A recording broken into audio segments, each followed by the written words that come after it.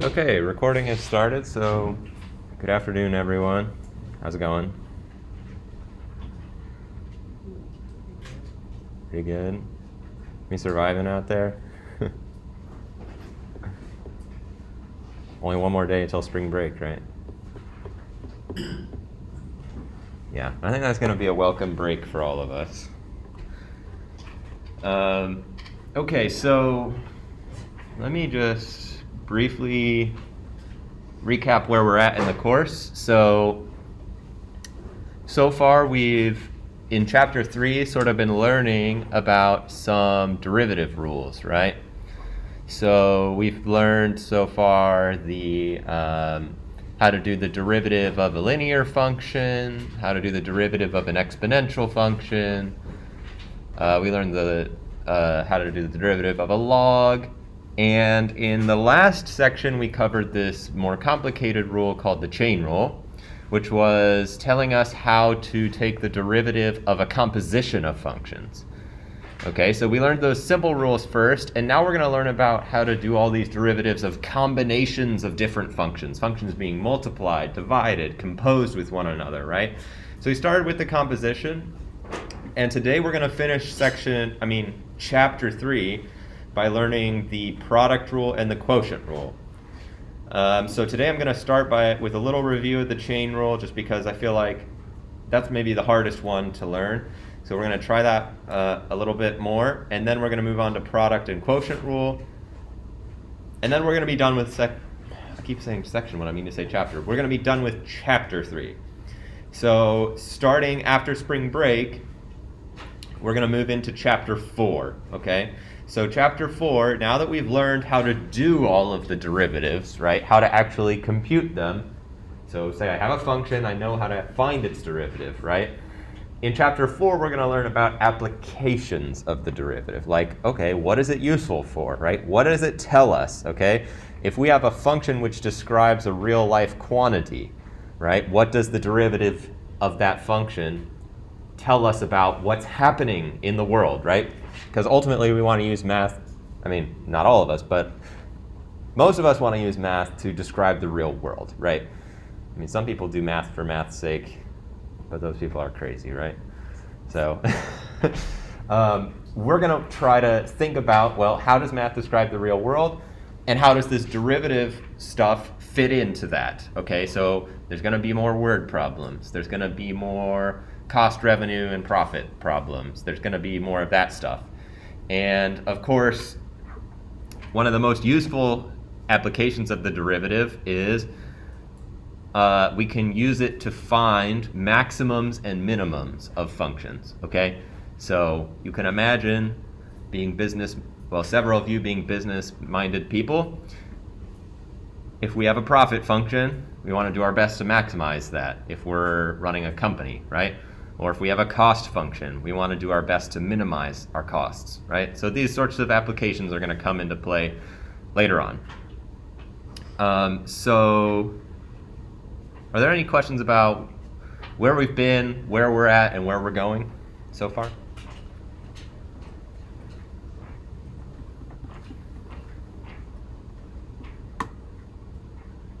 All right, cool. Then today we're going to cover section 3.4. So just a reminder, I have office hours today.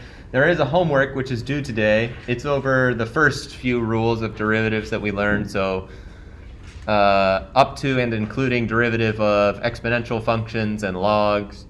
But the homework, which is on the chain rule, which is what we learned last class, isn't going to be due until Thursday following spring break. I thought about making it due Tuesday following spring break, but then I didn't want you guys to have to work on it over spring break. So this way you can just work on it when you get back, or you can work on it over spring break if you want to get ahead. But it's due on Thursday following spring break.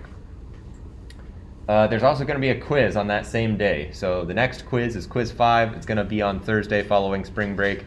And it's going to cover chain rule, product rule, and quotient rule, and the first section of chapter 4, which I haven't looked ahead at what that one is. I think it might be critical points or something. Okay, so that's where we're at. Don't forget there's office hours today. Dari's not here, but think that there might be I think that there should be an SI session tonight. Any administrative questions before we move on? Let's start with material.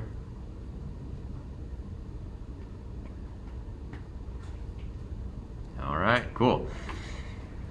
Well, let me just go back to section 3.3 really briefly and recap what we learned last time. So the big thing we learned in class on Tuesday was the chain rule, right? And the chain rule told us how to take the derivative of what we call a composition of functions. So if you need a reminder of what a composition of functions is, it's when we actually take one function and plug it in to another function, right? So examples of compositions of functions could be like e to the 15x, right? Here the function which is being quote-unquote plugged in is 15x, and it's being plugged in, quote-unquote, to the function e to the z, or e to the t, or e to the x, however you want to write it. Okay, so this is what we mean by a composition of functions. Here's another example. This is another composition of functions because the function 3x cubed minus x is being plugged in to the function z to the fifth, okay? So what I mean by that is if I take the z in z to the fifth and I replace it by 3x cubed minus x, then I get this function, okay? So there were two major pieces of doing a chain rule problem. The first major piece was to identify which function is the inner function and which function is the outer function, right? And there was a caveat to that, which was that we want to choose our two functions, okay, to be functions which I know how to take the derivative of, okay? So for this example, this was a good breakdown because I can take the derivative of this h and this g quite easily using the rules I learned in section 3.1 and 3.2, okay? But there was another option which we saw, which I'm not sure I wrote it down. I guess I wrote it down, but I didn't erase it. There's another option. We could have chosen something like g equals 3x cubed, and then h equals x minus... No, what should I do? I shouldn't have done that. Why don't I do 3x cubed minus 3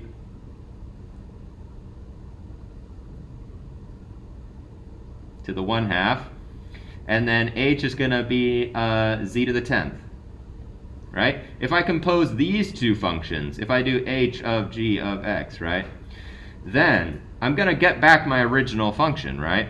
But this is a bad way of describing this composition because although I can do the derivative of z to the 10 easily, I would have to again use chain rule to do the derivative of this g, right? So I want to choose my compositions in such a way that I know how to do their derivative, okay? That's the basic point here. Okay, so that was part one of a chain rule, and part two was remembering the formula, okay? So once I have what the two functions are, I need to take their derivatives, and then I need to do this process, okay, which says, loosely speaking, take the derivative of the outer function, where we plug in the inner function and leave it alone, and then multiply by the derivative of the inside function, okay? So once I found out what h and g were, I found out what h prime and g prime are, and then I just used the formula, right? Okay, so, you know, the letters here don't matter, okay? What I want you to remember is that whichever is the outer function, we need to do its derivative first, and then keep the inside the same.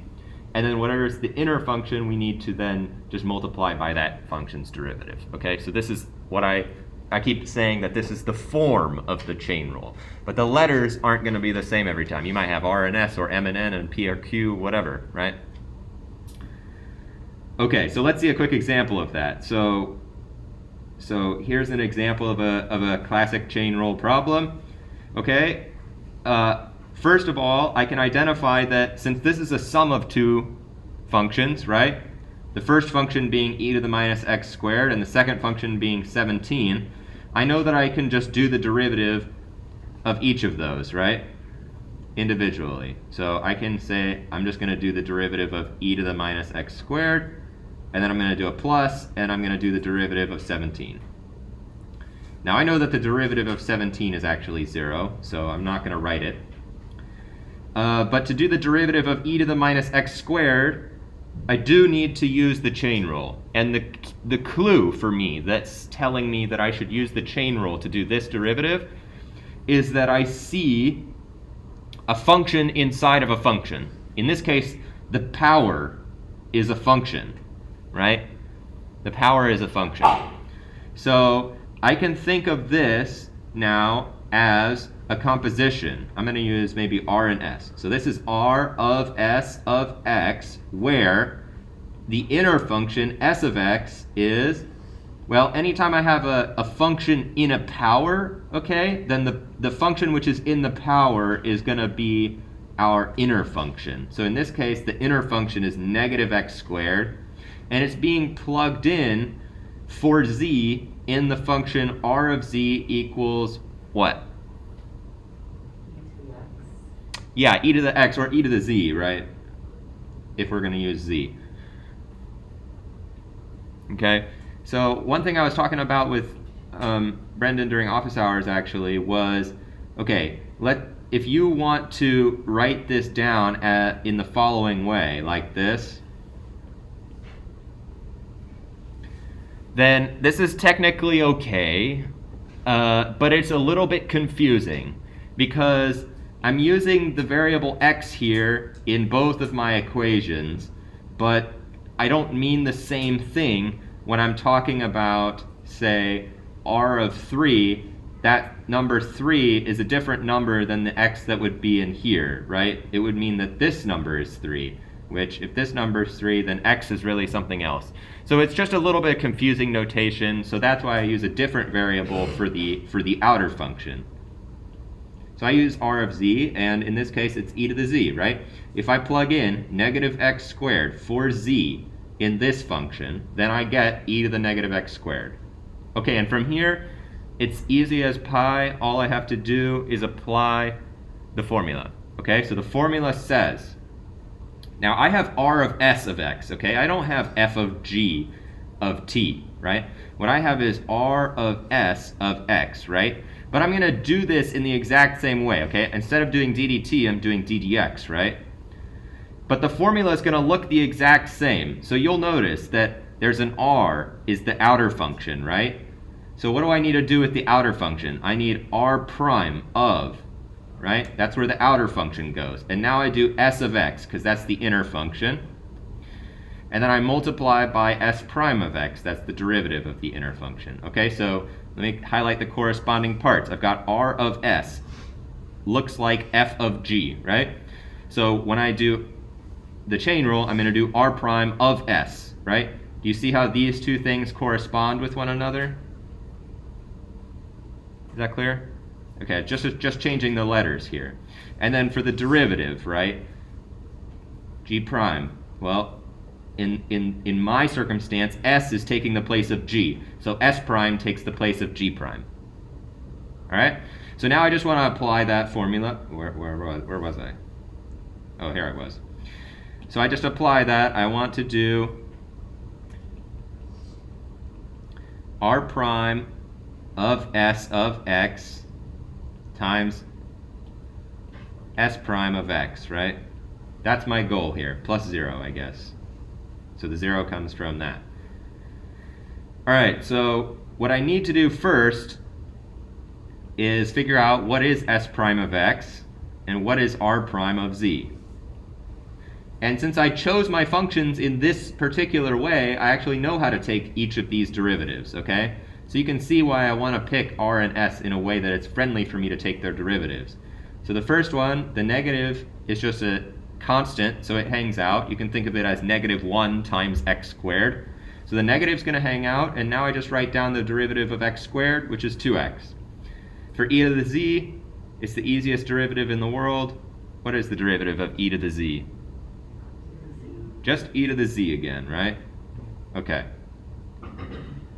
So now I know what S prime and R prime are. So all I need to do now is take S of x, okay, which is negative x squared, and what do I need to do with it? I need to plug it in for z in R prime of z.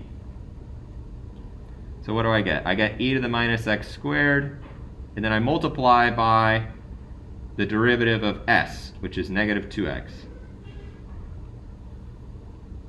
And I'm done. Okay? So that's a brief review of what we do with the chain rule. Now I promised you all that I would show you more and more how to do this in the quote-unquote fast way. So let me show you the fast way real quick.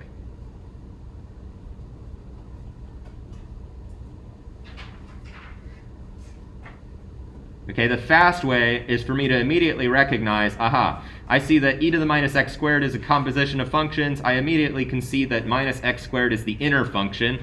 And I know that every time I do a chain rule, what I have to do is write down the derivative of the outer function, which I can just tell just by looking at it that the outer function is e to the z. And I know that the derivative of e to the z is just e to the z. And I know I'm supposed to plug in the original inside function. So I know that the first part is really just going to be e to the minus x squared once again. And then what I need to do is, of course, multiply by the derivative of the inner function, which I can see just visually looking at this that the inner function is negative x squared. So I would just multiply by its derivative, which I know is negative 2x, and I'd call it a day because I know that the plus 17 is just going to go away. Yeah? How do you differentiate that, like the negative x squared is the inner function? Right, so in any situation where we have a function in a power, okay?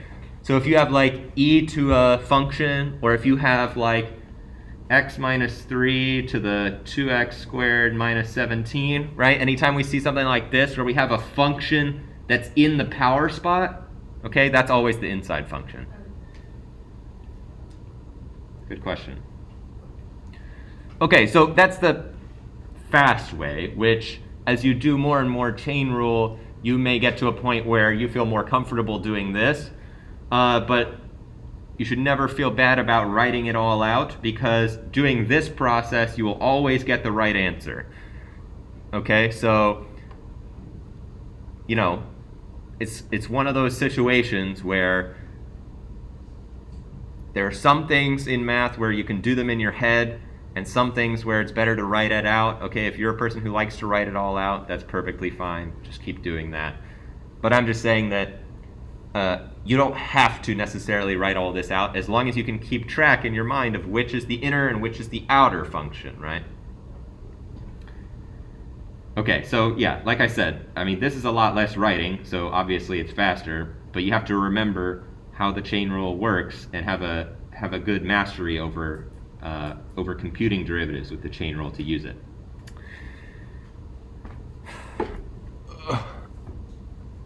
Okay. 136.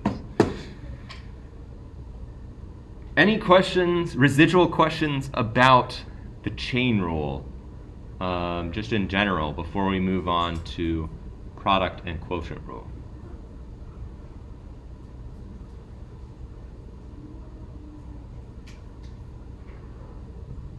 Yeah, Annabelle? So in the fast way, if you look at it, you can take the derivative of the entire outer function, like the entire function, and then multiply it by the derivative of the inner function. Yes, exactly. So all I've done here, okay, is I've written down the derivative of this function if I just treated x squared, negative x squared, as its own variable, right, like z, right? So if I replace negative x squared by z, then that derivative would be e to the z, and if I switch back z for negative x squared, I get e to the negative x squared, right?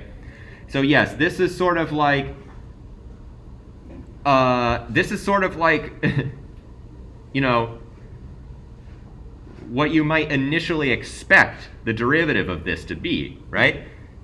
Before you learned the chain rule, I told you that the derivative of e to the x is e to the x. So you'd be like, oh, well, derivative of e to the negative x squared is just e to the negative x squared, right? But since it's a composition, we also have to multiply by the derivative of that inner function, right? It just so happens that when we do the derivative of e to the x, right, it's e to the x and then times the derivative of the inner function, which, if you think of e to the x, then the inner function, I guess, is just x. So its derivative is just 1. So it would be e to the x times 1, which is just e to the x, right? Okay, so that's just to show you a little bit more about that. Yeah, Bailey. So what if it was like plus 17x squared? Would you still do e to the negative x squared, how you showed us, and then take the derivative of 17x squared? Yeah, exactly. So if we just have a plus here, okay, the plus is our friend because it tells us, well, you can just do the derivative of the thing on the left and then do the derivative of the thing on the right and then add them. So if there was an x squared here, we would get plus, 34x, right? Because the 2 would come down. The 17 hangs out, the 2 comes down, so it becomes 17 times 2x. And 17 times 2 is 34, last time I checked. So we get 34x. Okay, but I'm going to erase that so I don't get anyone confused when they look at the notes.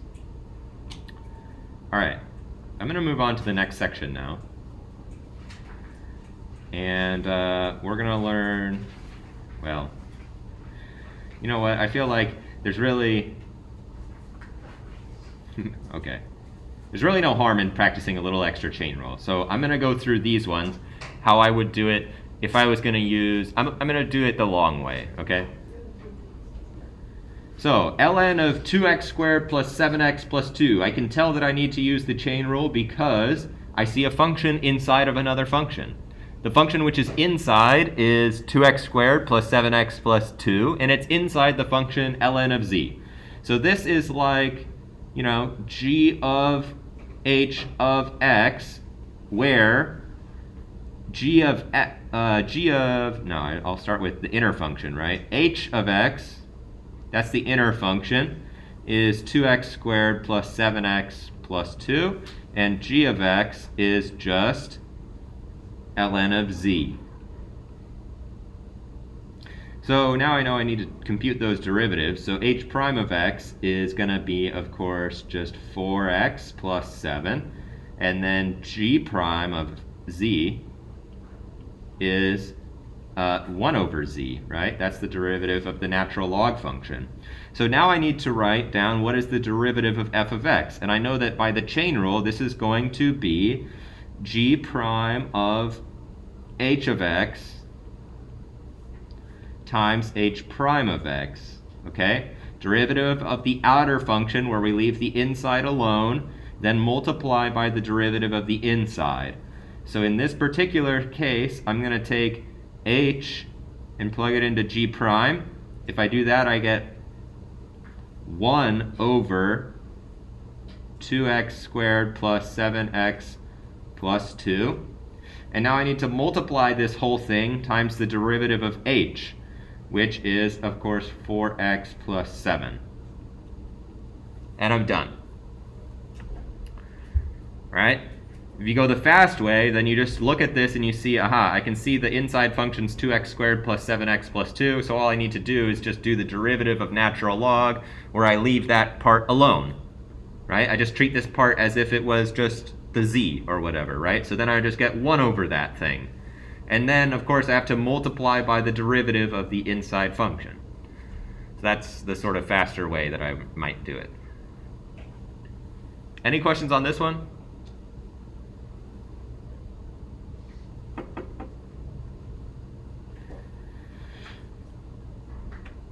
All right, one final example. And this one might be a little confusing. Well, actually, there's multiple ways in which you could look at this one. So I'll show you two methods.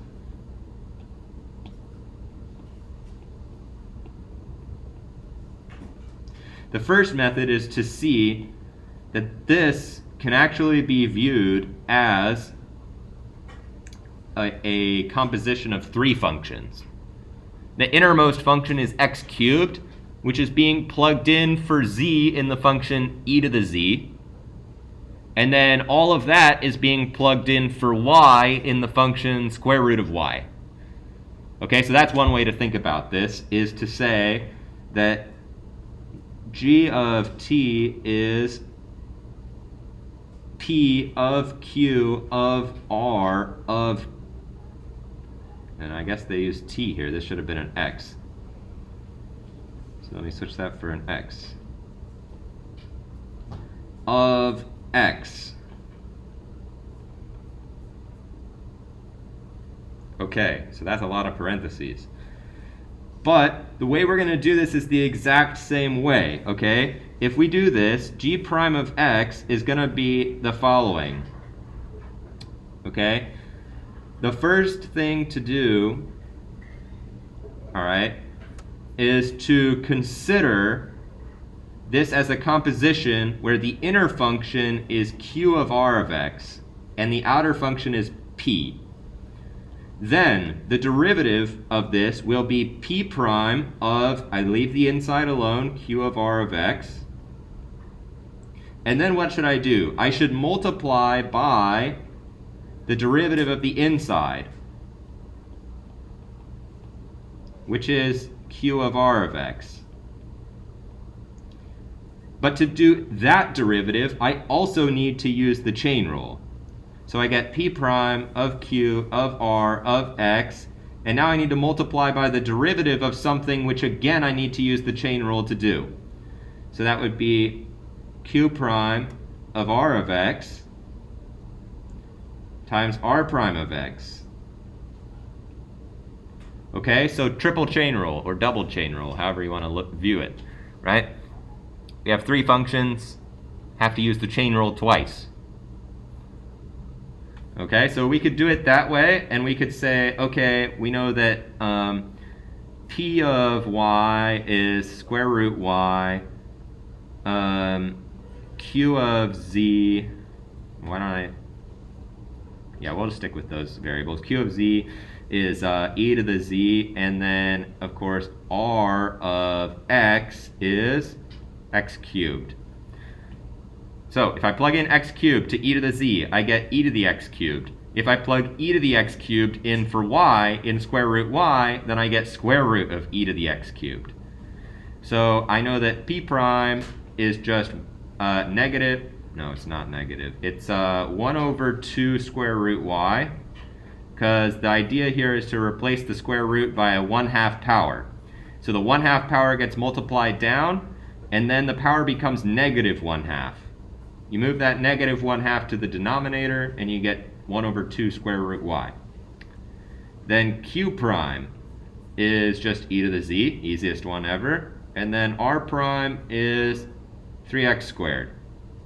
So putting it all together with method 1, we want to take q of r of x, which of course is just e to the x cubed, and plug it in for y in p prime. So we get 1 over 2 square root e to the x cubed. Now we multiply. So I'm done with p of q of r of x, or sorry, p prime of q of r of x, and now I need to multiply by q prime of r of x, which is, again, e to the x cubed. And, ghost door. Then I got to multiply by r prime of x, which is 3x squared. Done. Okay, so that's an example of a triple chain rule, or I guess it's a double chain rule, right? Three functions being composed with one another.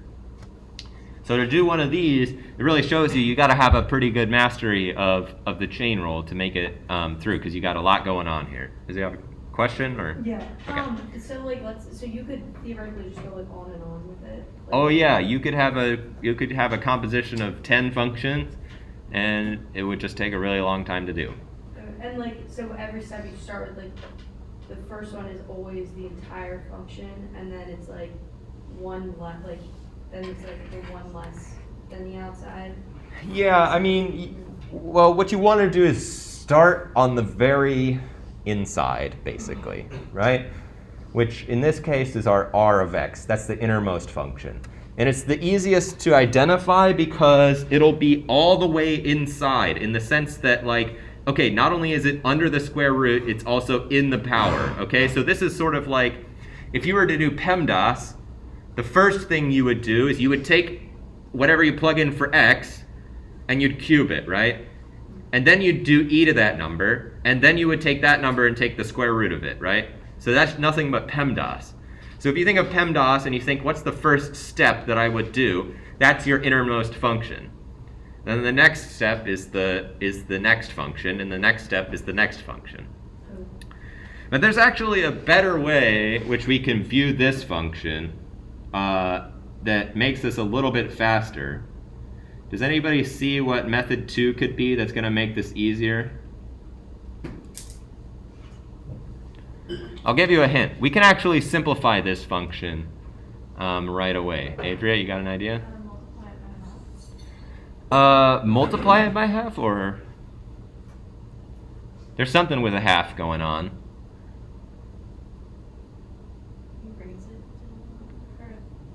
Yeah. I think you had the right idea, which is that the square root is nothing but a 1/2 power, right? Square root e to the x cubed is the same as e to the x cubed to the 1/2 power. Agree? And if I take a function to a power, what do I do with the powers? You multiply them. So this is the same as e to the x cubed over 2. And now I can think of this as p of q of x, where my inner function q of x is x cubed over 2, and my outer function p of x is e to the p of z. How about is e to the z? And then it's a lot easier to do this because then the derivative of q of x, the 2 in the denominator just hangs out because it's just a constant, right? So all we get is 3x squared over 2 as q prime. And then p prime is, again, just e to the z. And so then when I do this, all I need to do is p prime of q of x times q prime of x, which is nothing but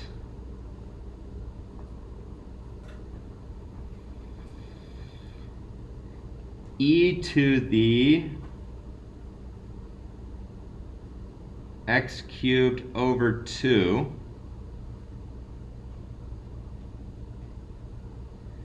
times q prime of x is 3x squared over 2.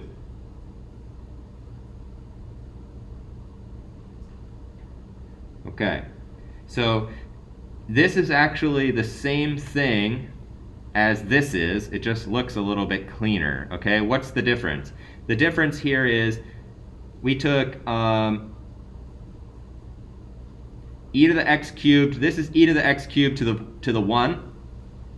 And then in the denominator we have e to the x cubed to the 1/2. So we take 1 minus 1/2 and we get 1/2. Okay, so these two things are the same. So two different ways of doing the same problem. One of them is significantly easier. It just takes a bit of practice to see, well, is there something I can do to simplify this before I start? But in the end, if you do a double chain rule, there's no problem with that. Any questions on method 2? Yeah. It's just a question in general with this problem. Yep. So you know that there are 3 different functions because e is raised to a power, which is in turn raised to a power. But if the function was just a variable raised to a power, then it would just be 2 functions again, right? That are being, where one is being plugged into another. Could you give me an example of what you're thinking about? Like I was thinking about, if you didn't have the e there, and you just had the square root of x to the 3rd, then you would just solve it as you would with the other problems, right? Where you just have 2, where you just solve with 2 functions instead of the 3 in this case. Yeah, exactly. Or again, you can use the same trick and say that this is just x to the 3/2 and use the power rule. So you could look at the thing on the left and say, well, this is kind of a composition of functions, so I'm going to do a chain rule. Or you can rewrite it in this other way and say, I don't need to use the chain rule, I can just use the power rule. It's up to you. All right. Any lingering questions on problem 2?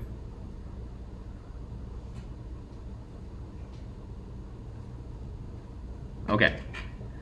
If not, then I'm going to move on and we're going to actually talk about something new.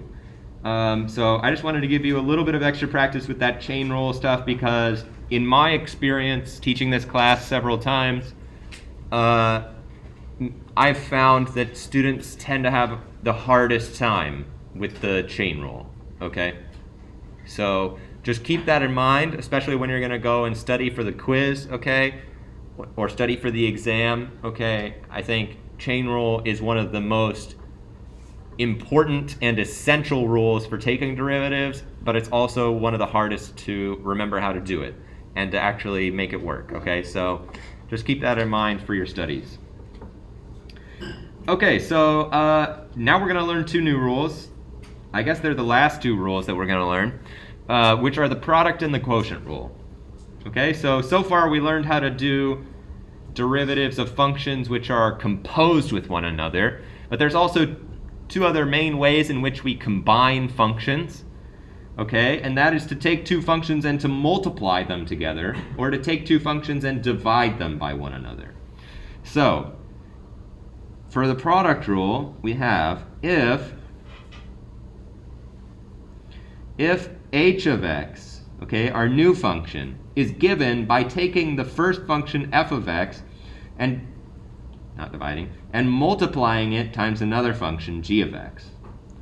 Then, h prime of x is going to be equal to, now, this is where this idea comes back into play, where I said that the idea that the derivative of f plus g just being f prime plus g prime, I told you that this rule is really special because it just says, well, just do the derivative of each thing and add them, right? But that's not the case for the product rule. So let me say first that h prime of x is not equal to just the derivative of x, f, times the derivative of g.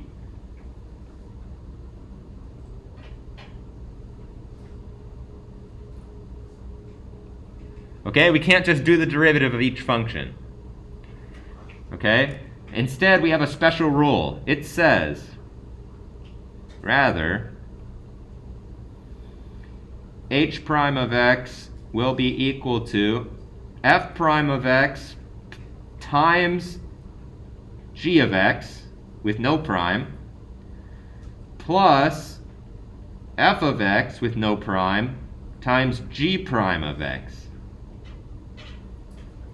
Okay, so what is the point here? The point here is if we have 2 functions being multiplied together, then when we do the derivative, we get one term where the derivative lies on f, and we get another term where the derivative lies on g. And in both cases, we leave the other function completely alone.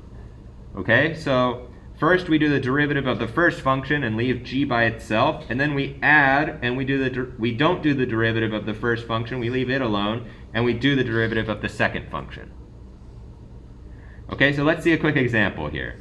Again, with the product rule, every time we want to start a product rule, we need to identify what are the functions which are being multiplied together, right?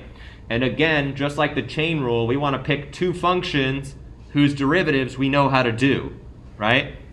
So for this particular example, if we take a look at x squared times e to the x squared, what I want to do, okay, is write this as a product of 2 functions, g of x times h of x. And I want the 2 functions to be functions whose derivatives I already know how to do. So in this case, a natural choice would be to say, well, just let g of x be x squared. I know how to do that derivative. And let h of x be e to the 2x. I can do that derivative using the e to the kx rule or the chain rule if I want. Okay? So, let's go back and look at the rule. It says what I need to do is the derivative of the first function and then multiply by the second function without doing a derivative. Then I get a plus, and then I leave the first function alone and do the derivative of the second function. So to put all this together, I'm going to need the derivative of these two functions. So first I'm going to go ahead and compute what is g prime of x. It's 2x, and h prime of x. It's e to the 2x. So this looks kind of similar to the chain rule so far, right? We picked two functions such that we know how to do their derivatives, and the, yeah. For h prime. Oh yeah, thanks. Yeah, it should be 2. It should be 2 times e to the 2x. Thank you. So for each of these, I want to pick functions who, when I multiply them together, I get the original function, and I know how to do both of their derivatives.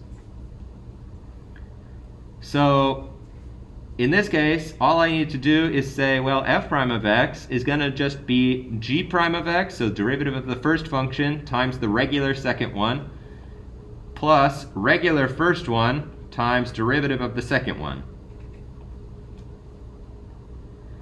Well, I have all my functions, g, g prime, h, and h prime. And the reason I say product rule is a little bit easier is we don't actually have to do any composing of these guys. All we have to do is multiply them together. So the first part, I'm just going to write g prime of x, that's 2x. And then a multiplication sign. Now comes h of x, that's e to the 2x. Okay, plus, what's g of x? It's x squared. Multiplication sign, what is h prime of x?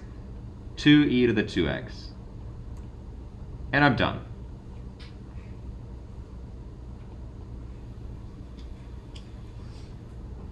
Okay, so let's review what we did, okay?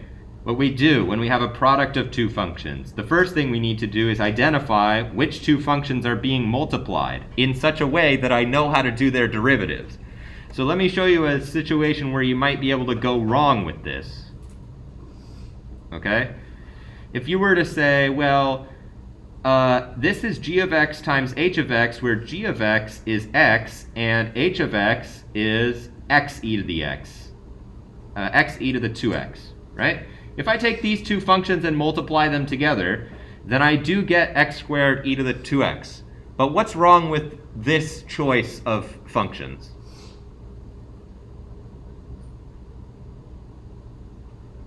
They have the same variable.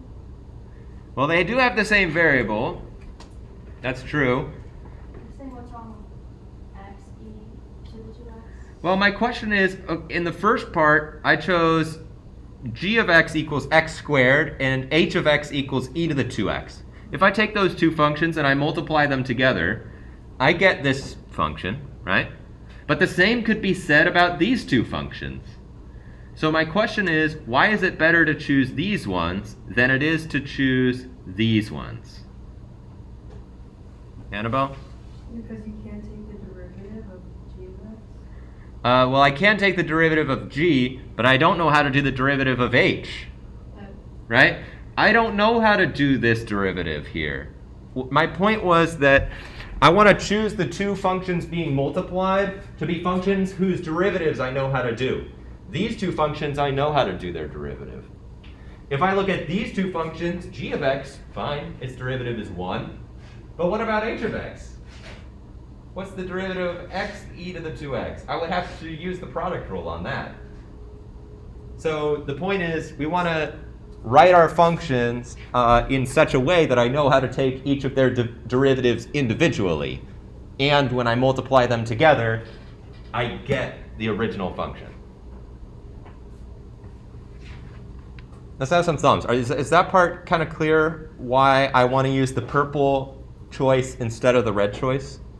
Thumbs up if you're totally clear. Thumbs in the middle if you're not so sure.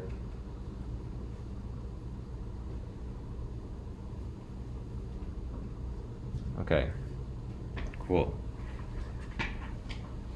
I mean, you'll notice real quick that if you want to try and do this same process, the next step is to figure out, okay, g prime of x, that one's easy, it's 1. And then you'll be like, h prime of x, what is h prime of x? And you'll be like, crap, how do I do that? Right? And that might be a signal to you that you should go back and think about which functions you're using.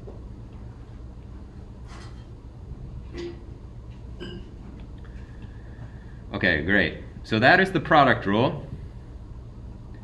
Let's maybe do one more example of the product rule real quick. All right, t cubed times ln of t plus 1.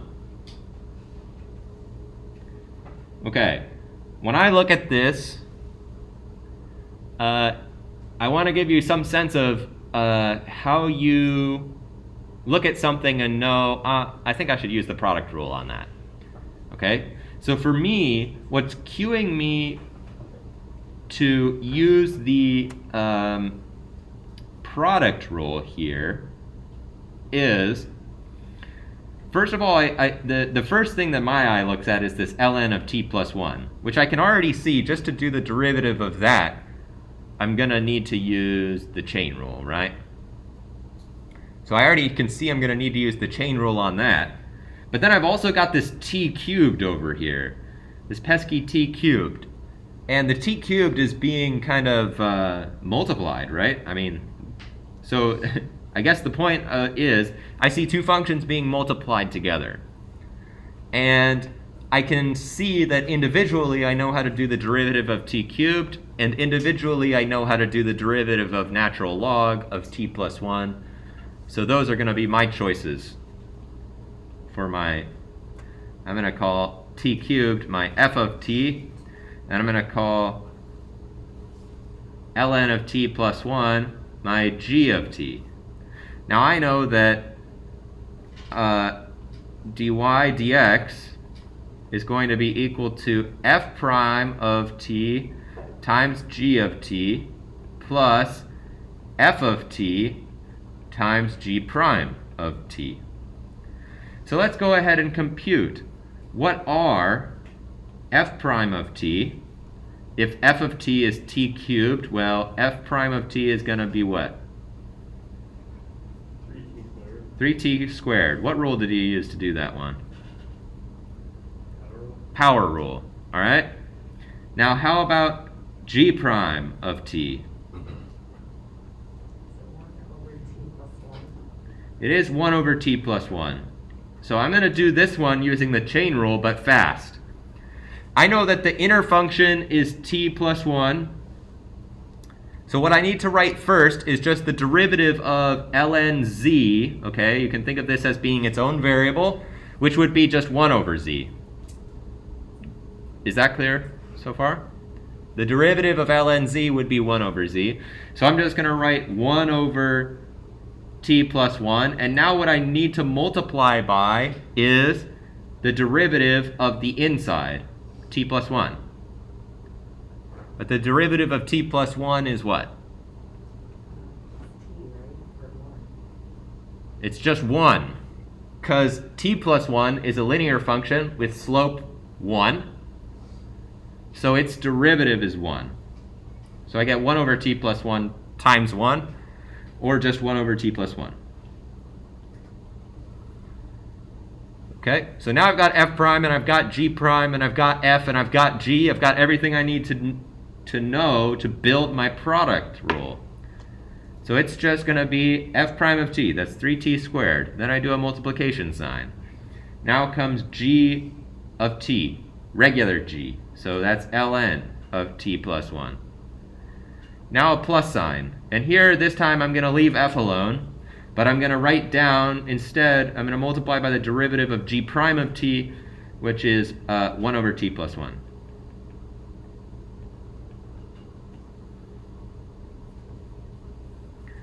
Okay, so that's how I do that product rule.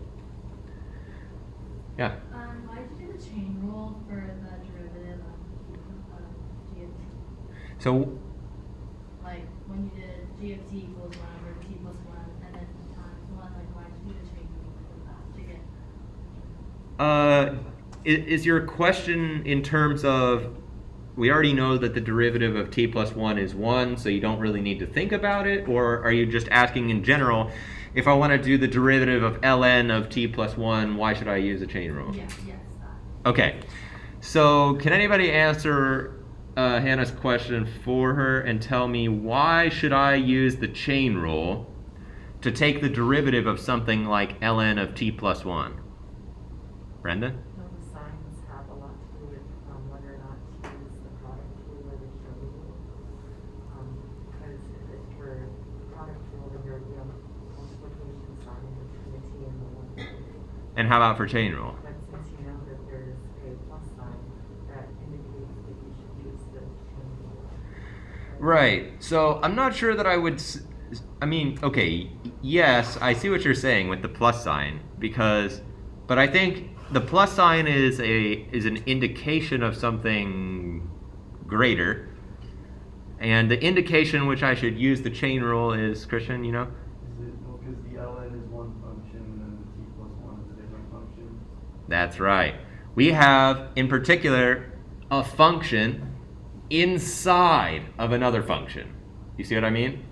The inside function is t plus 1 here, and the outside function is ln. Okay. So that's why we should use the chain rule for that. Now, if you're really advanced with the chain rule, you can immediately see that the derivative of the inside function is just 1. So you're just going to get 1 over t plus 1 when you do that. But that takes time before you get to that level. Okay, any other questions on part B? Why is it just 1? Is it because like the t becomes the 1 and the 1 becomes 0? Let's see. Why is it true that d dt of t plus 1 equals 1? Well, you'll agree with me that if I do the derivative of t plus 1, I can just do the derivative of t and then add the derivative of 1, right? Mm-hmm. And what's the derivative of 1? 0. 0. And what's the derivative of t? 1. 1. You can see that in two ways. First of all, t is a linear function, so its derivative is just its slope, which in this case is 1. But the second way you can see it is that if you have t to the power 1, and I use the power rule, okay, then what happens? The 1 comes down in front, and then I multiply by t to the 0, right? And what is t to the 0? 1. It's 1. So I get 1 times 1 is 1. So that's two ways in which you can see why the derivative of t plus 1 is just 1. Okay, these are all great questions. Any more questions on problem B here?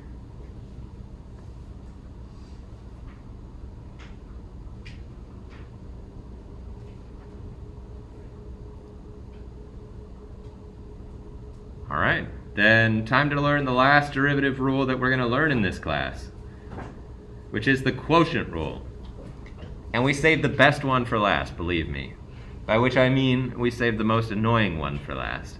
So this one, I promise, is going to be probably your least favorite. I don't know, maybe it'll be a tie with chain rule for least favorite, but it is a tricky one. So let's just go through it slowly together. If h of x is a function which is given by taking two different functions whose derivatives we know how to do, and dividing them by one another, then, first of all, again, I'll write a similar statement. H prime of x is not just going to be equal to the derivative of f divided by the derivative of g. Okay, so by the way, this would be a great true and false question for me to put on the exam, is to say, well, is the derivative of a quotient of two functions just equal to the derivatives being divided by one another? And you'd say false. No, you can't just do it that way. You have to use the quotient rule.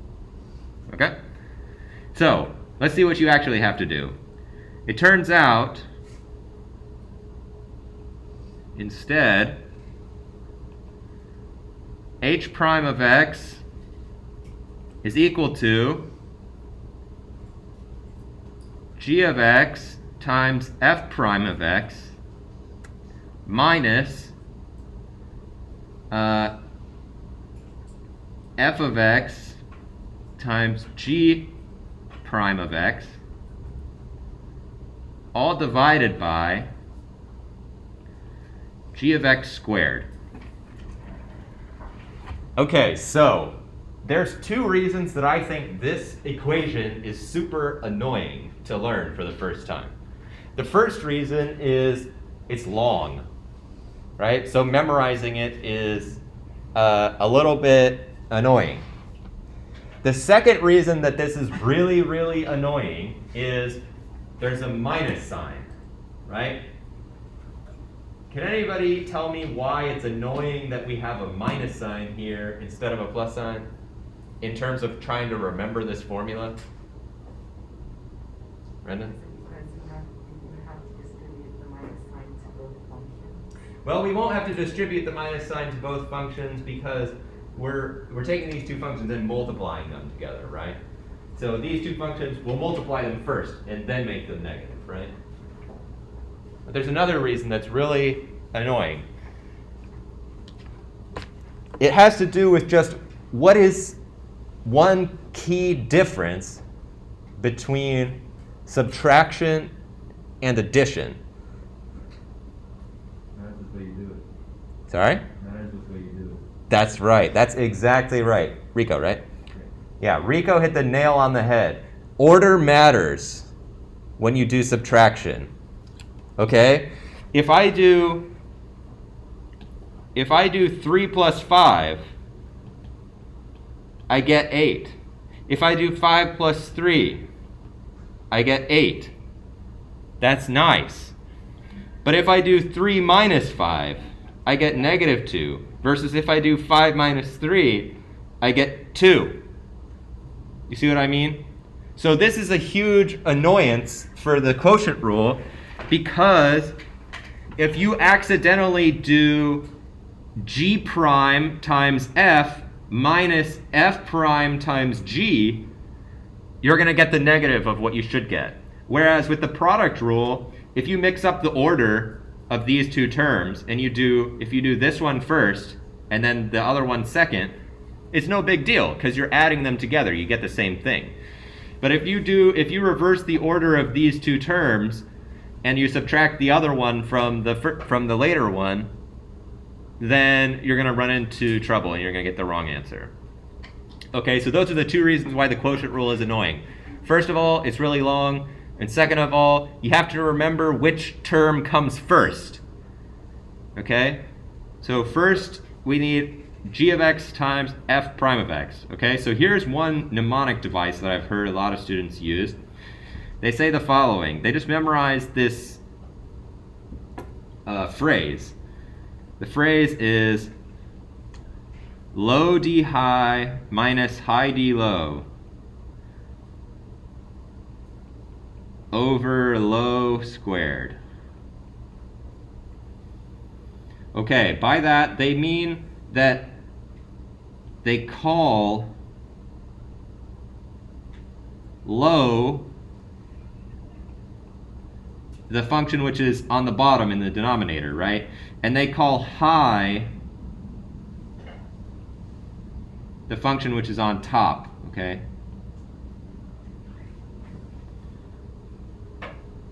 Okay, so low d high minus high d low over low squared. Now, how do you remember that low d high comes before high d low? I don't know. Don't ask me. But that's what people seem to like remembering, is just to remember that phrase. And that helps them to remember the quotient rule. For me, I just remember generally that it looks kind of like this, and I just remember that gf prime comes first. That's all I remember about the quotient rule is gf prime, and from there I know I need to subtract the reverse of that and divide by the g of x squared. That's usually how I remember it. So you just need to remember which one comes first, because then the second one is just the opposite of that. See what I mean? So two different ways of thinking about the quotient rule. Let's see an example.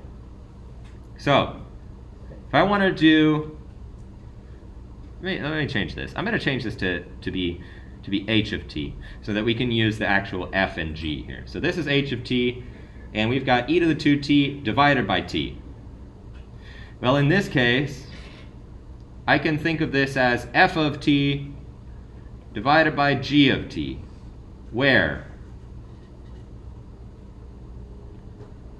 f of t is the function in the numerator, which is e to the 2t, and g of t is the function in the denominator, which is just t.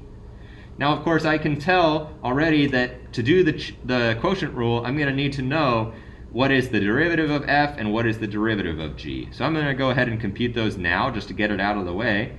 I know that f prime of t is going to be what? E to the 2t becomes 2e to the 2t. Very good. And then g prime becomes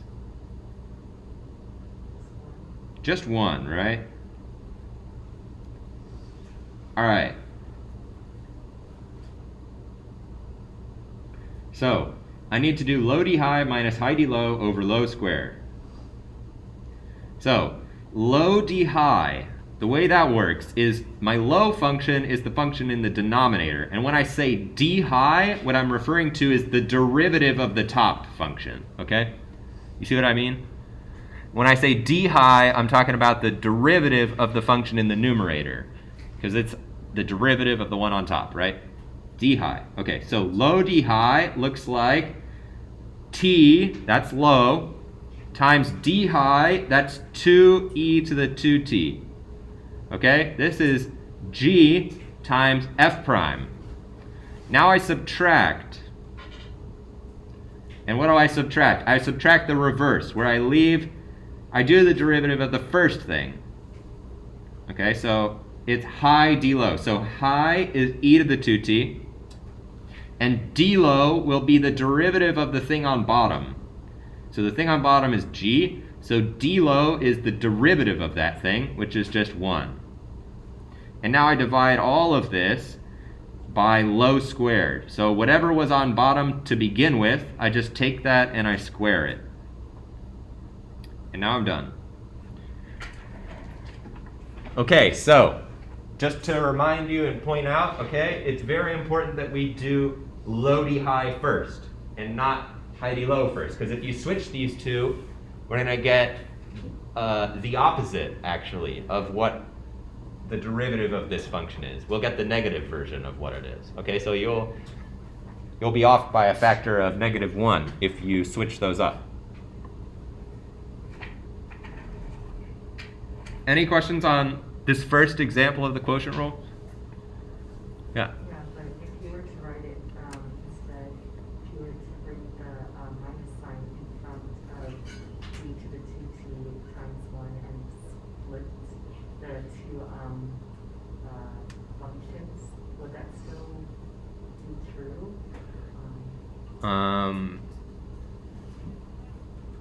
Do you mean if I were to do plus negative like that? I was thinking about if you had negative e to the 2t times 1 plus 2 times, plus t times 2e raised to the 2t. Oh, I see. So the question is, what if we did this? And then put a plus here? Yeah. Yeah, that's the same. Because that's addition, right? You can think of this as, okay, you can think of subtraction as adding a negative, right? Now, I know that I can do addition in any order that I like. So I can move the minus e to the 2t over to the left and add t times 2e to the 2t to it. Yeah, sure. But I think that's maybe just a little too confusing. I think we should just keep the rule in mind, and I'm not sure that I see any benefit in viewing it that way.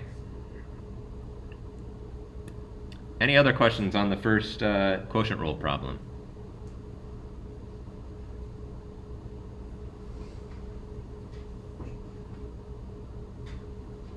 All right, one more practice, and then we'll see a quick, well, maybe we won't. We'll see. Let's start with p equals 5q squared over q cubed plus 1. I'm going to write this one in a slightly different way this time. Okay, so last time I wrote it out as f and g. This time I'm going to write it as high over low. So this is high over low. In particular, high is 5q squared, and low is q cubed plus 1. And now I'm just going to write down what d high is. Well, d high is just the derivative of the top, which is 10q. And d low is just the derivative of what's on the bottom, so it's 3q squared. And now all I have to do is low d high comes first, so that's q cubed plus 1, that's low. Now I need to write d high, so times 10q minus, now comes high d low. So high is 5q squared, and d low is 3q squared. Now I take this whole thing and I divide by low squared. So I just take low, which was q cubed plus 1, and I square it.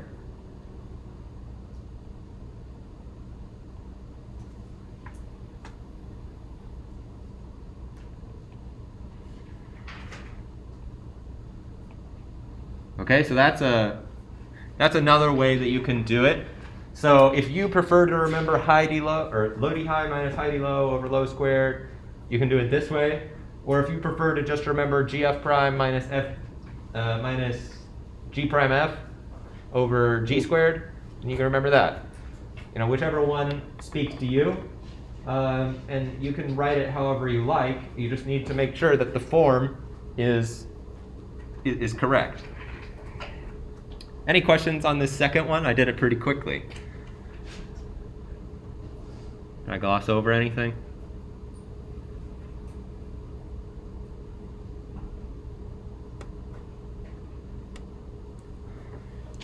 Okay, I want to show you one more problem from this really quickly.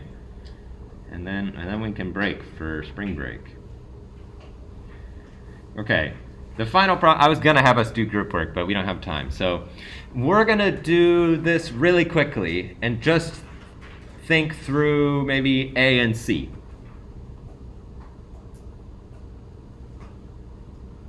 Okay. So actually, why don't we do A and D? So I'm supposed to find out what is h prime of 2 if h of x is given by taking these two functions and multiplying them together. And all I'm told is what is the value of f and f prime and g prime for different values of x, right? So the way I would do a problem like this is a bit more general of a setup, right? I don't actually have a function, so I'm not going to do any derivatives. All I need to remember is what does the product rule formula tell me about what should be the derivative of h of x. So who can tell me, if they remember, what is h prime of x going to be if h of x is given by the product of f and g? What do I do? What's the process here? You can just describe it in loose terms. F prime of x times g of x plus g prime of x times f of x. Very good. We do the derivative of one and leave the other alone, and then we add and we switch the roles, right?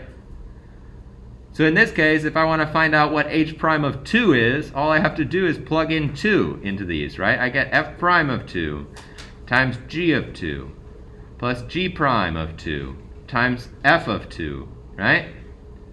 And these are all things which I know, right? Here's x equals to 2. So f prime of 2 is 4, right? Times g of 2 is 3.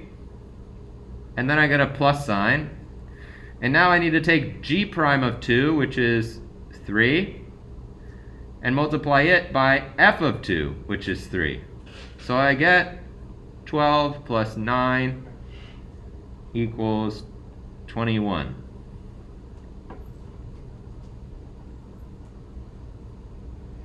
Any questions about how I did this one? It's a bit of a different kind of a task here. We're just being asked to remember really the formula in this case. So this is kind of like the group work that we did in the last class with the chain rule. You remember that one where we had the graphs of those two functions and we had to figure out what the chain rule derivative was?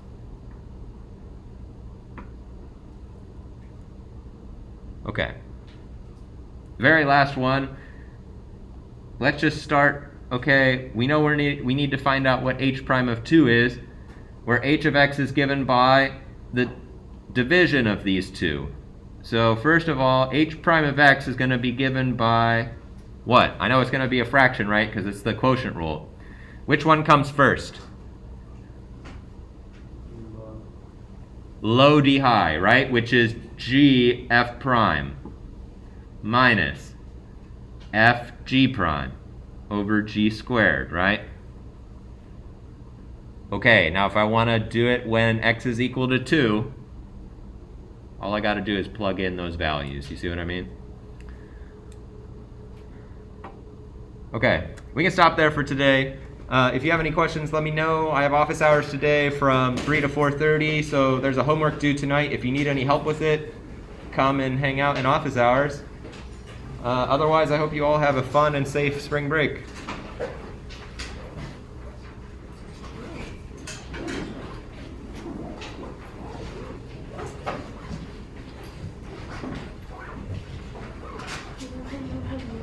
Hi. So do you do group? Oh yeah, we were going to talk about that. So, yeah, so for... Sorry.